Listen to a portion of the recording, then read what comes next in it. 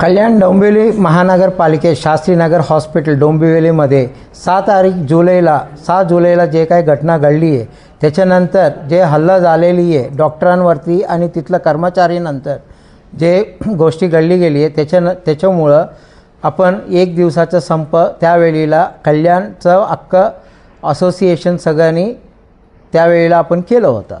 त्याच्यानंतर आत्ता सध्या राज्यस्तरीयवर Indian Medical Association, Indian Dental Association, केम्स्वा, नीमा आणि आयुर्वेद व्यासपीठ या सगळ्यांनी राज्यस्तरावर Indian Medical Association state branch या सगळ्यांनी दखल घेऊन आपण सोमवारी सकाळी 6 वाजल्यापासून 20 तारीख जुलैला 21 जुलै सकाळी 6 वाजेपर्यंत मंगळवारी संप करण्यात येतो आहे। ये आपण जे एमर्जन्सी सर्व्हिसेस असतात, एमर्जन्सी सर्व्हिसेस चालू ठेवणार आहेत। पेशंटला येणारे पेशंटला त्यांना कोणालाही त्रास होऊ नये म्हणून एमर्जन्सी सर्व्हिसेस चालू ठेवून OPD clinics, physiotherapy clinics, dental clinics आणि इलेक्टिव्ह ऑपरेशन सगळं प्रायव्हेट हॉस्पिटलचं बंद ठेवण्यात आहे।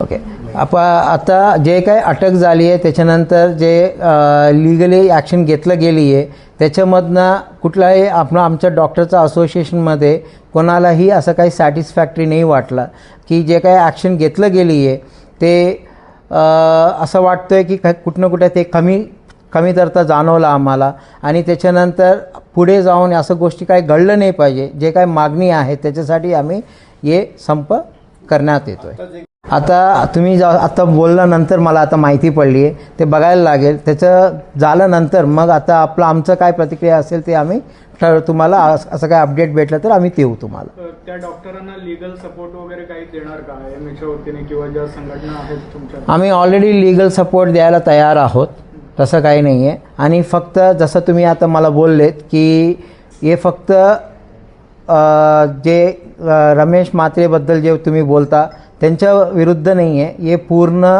पुढे जाऊन असं कुठल्याही गोष्टी घटना घडली नाही पाहिजे याच्यासाठी आमची मागणी आहे। जे मेडिकेअर ॲक्टला सक्त अजून चांगलं इम्प्लिमेंटेशनची गरज आहे किंवा गव्हर्नमेंट हॉस्पिटलमध्ये जे सिक्युरिटी किंवा काउन्सिलर बोललो आपण किंवा आणि जे काही डॉक्टरांचा कमीतरता आहे त्याला सगळं व्यवस्थित पुरवठा करणं आपलं गव्हर्नमेंटचं काम आहे, त्याच्याबद्दल आमचं मागणी आहे। सर, पुढची भूमिका काय असणार आहे? कारण की तुम्ही म्हटलं 20 दिवसाचा तुम्ही टाइम देणार आहे, त्याच्यानंतर काय? आता सध्या सोमवारी जे आपण स्ट्राईक करणार आहोत त्याच्यामध्ये आपलं स्टेट लेवलचं सगळं असोसिएशनचं सगळं पार्टिसिपेशन आहेत।